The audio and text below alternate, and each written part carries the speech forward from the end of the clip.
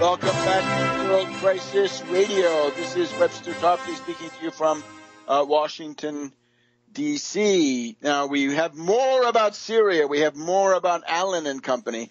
But we have to keep in touch with the Greek situation, which has now taken another turn. And that is to say, Prime Minister Alexis Tsipras of Syriza not only resigned, but has now been he has left office. He was a caretaker here for a couple of days. And now we have a new prime minister, and we're going to have elections in 1 month. So let's go to Athens and get the lowdown from Michael Chiotinis. Michael, welcome. Tell us what's going on. Yes, and that is actually not a real government, of course. This is a transitional government.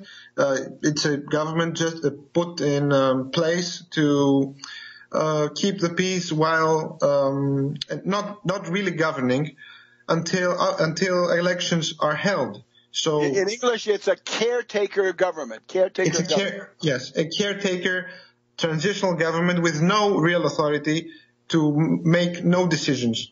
So it's absolutely insignificant. Technically it's the first woman prime minister of Greece, but it's totally insignificant.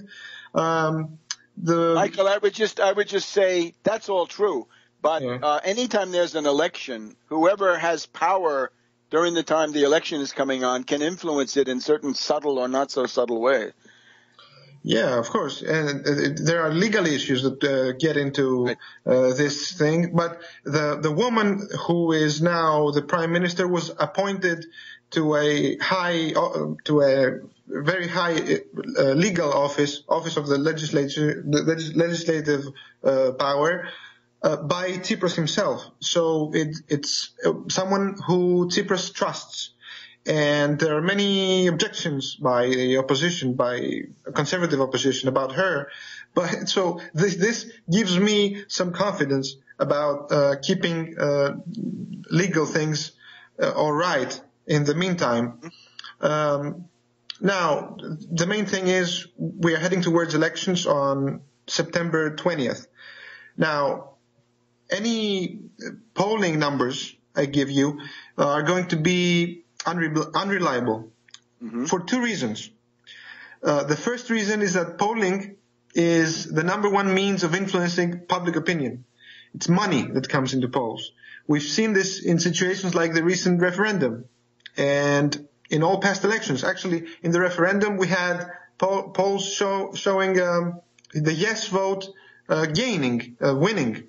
But we saw a landslide, 62% no. Now, polling results are bought and paid for by mainstream media, who are controlled by the local oligarchy, and thus are favorable towards whoever they want to promote. And one way that they can promote is that they suddenly appear in the polls, people who never appeared, who are reserves of this system, of the power system, the oligarchical system. The second reason is that in such new and highly variable, volatile political situations, electoral behavior is relatively unpredictable. We only need to remember the sudden explosion of Syriza's electoral influence back in May of 2012, when we first came to talk about Greece. These reports, sure. Yes. No one could see this explosion of Syriza back in 2012 coming. What could be seen, and is also seen right now, let me tell you, and this is my main point, if someone looks closely enough at the polls, it's a huge pool of undecided voters who that polls are used to ignore. And in these highly volatile situations, both economically and politically, no one can really foresee what undecided voters will choose when they actually find themselves, in front of the ballot box.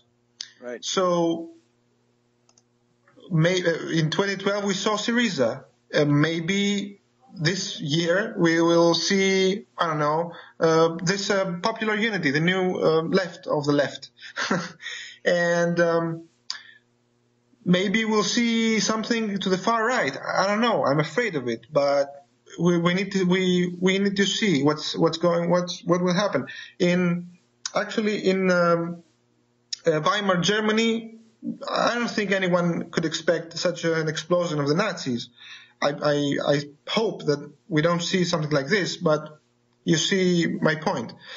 Now, look, Michael, one of the main points is there's got to be a political party which says no to austerity under any circumstances, because otherwise the Golden Dawn will pose. It will fake trying to fulfill that role. And that's, of course, that's what happened in Germany, right? That the Social Democrats wouldn't fight for the workers, and the Nazis claimed that they would. Absolutely. That is correct. And this Popular Unity Party they are trying to be an anti-austerity front. That is the main issue here. That they try to use the word front. We are a front, not a party in the narrow sense, but a front of all people who want to end austerity by all means, even if we need to get out of the Eurozone. Exactly. They are beginning to take other parties, small parties of the left wing, with them, who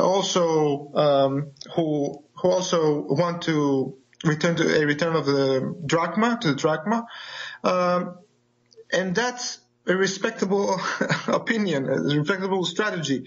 But another question is that many people are maybe asking is what the hell is Tsipras doing? And I need to say two words about this. What Tsipras thinks that he's doing here is saving Europe.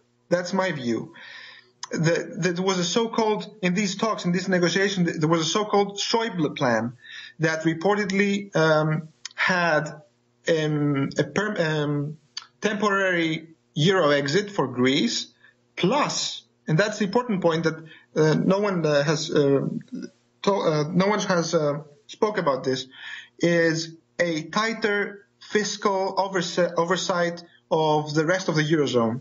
In other words, a political reshuffling of the Eurozone to impose even tighter measures and tighter austerity, and with some kind of fiscal oversight, direct fiscal oversight of the Eurozone on. I think we've seen newspaper reports this week that Brussels is calling for a pan-European finance ministry. Yes, something like that, right. Which, of course, Germany will control. And I think that Tsipras is trying to fight in these terms for Europe. He's not trying he's trying not to be chauvinist, just to think like a European.